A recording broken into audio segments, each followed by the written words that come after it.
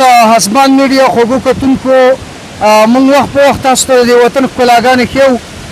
نن موږ راغلي وو د دین یو سیاحتي ځای دی کومراټ ته. په کومراټ کې بیا ډېر زیات ښکلي ښکلي ځایونه دي، جاز بانډه، ګرم چشمه او دا زموږ په شا تاسو وینئ ابشار. ابشار ډېر یو ښکلی ځای دی، ډېر ښه سپاټ دی، خو د بده مرغه دې ته لاره ډېره زیاته مشکله ده. کله چې د اخرني 40 کیلومتر لاره پاتې شي نو لاره ټوله کچه ده. بیا خاص کر چې تل ته تاسو راورسېږئ، د تل نه مخکې بیا په عامو ګاډو کې تګ دا ممکن نه دی.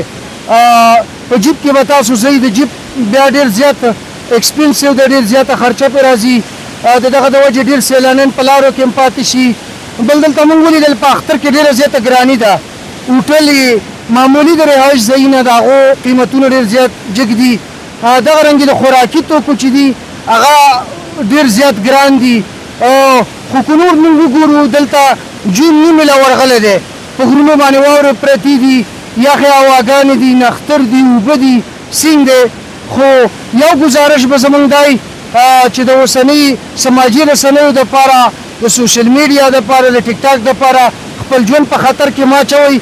داسې ځایونو ته د تصویر دپاره، د عکاسۍ دپاره چې هلته ستاسو ژوند ته خطر وي، هلته بلکل مه نږدې کېږئ. موږ د دې بار بار مشاهده وکړه. دلته د حکومت نامې نشان نشته دی، حکومت په آباده کې دی، خو دلته دې ځوانانو ته څوک د منع کولو نشته دی. د دې د وجې ډېر خطرات دي او په نږدې ځای کې نه هسپتال شته، نه بیچو شته، نه د آمد و رفت څه ذرایع شته.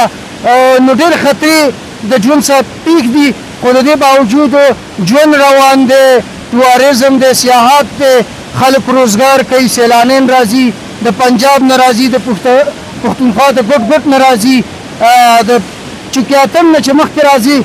لار ډېره زیاته، تقریبا نیمه لار ډېره ښه ده، خو بیا مخکې لار کچه ده. د راتلو نه مخکې دلته ځان څه کوشش وکړئ چې سفري سهولیات د ځان څه پوره راوړئ.